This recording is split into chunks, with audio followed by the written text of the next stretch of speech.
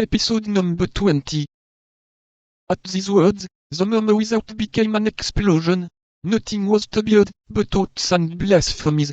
The modelius, the sanguious, the most stoutless diables, crossed one another in the air.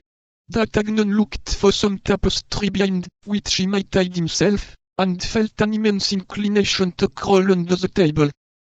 "Well, my captain," said Porthos, quite beside himself, "the truth is that we were 6 against 6. But we were not captured by famines, and before we had time to draw our swords, 2 of our party were dead, and Athos, grievously wounded, was very little better. For you know Athos. Well, captain, he endeavored twice to get up, and fell again twice.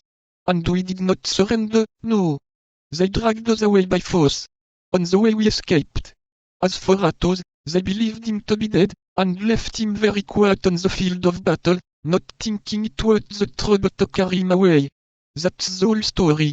What the devil, captain, one cannot win all one's battles.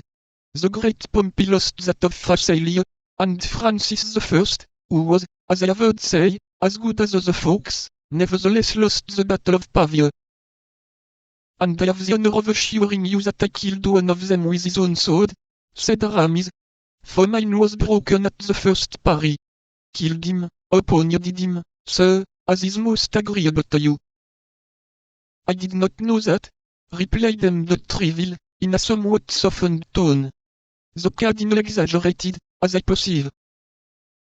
But pray, sir, continued Aramis, who, seeing his captain become appeased, ventured to risk a prayer, do not say that Athos is wounded. He would be in despair if that should come to the ears of the king, and as the wound is very serious, seeing that after crossing the shoulder it penetrates into the chest, it is to be feared. At this instant the tapestry was raised, and a noble and handsome head, but frightfully pale, appeared under the fringe. "Athos!" cried the 2 musketeers. "Athos!"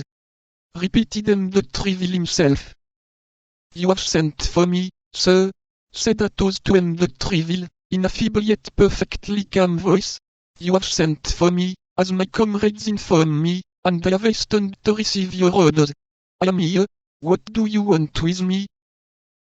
And at these words, the musketeer, in irreproachable costume, belted as usual, with a tolerably firm step, entered the cabinet. M. de Treville, moved to the bottom of his heart by this proof of courage, sprang toward him. "I was about to say to this gentleman," added he, "that I forbid my musketeers to expose their lives needlessly, for brave men are very dear to the king, and the king knows that his musketeers are the bravest on the earth. Your hand, Athos."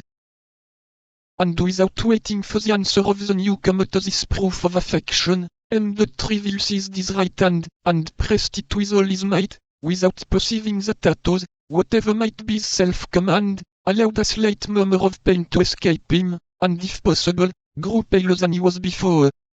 The door had remained open, so strong was the excitement produced by the arrival of Athos, whose wound, though kept as a secret, was known to all.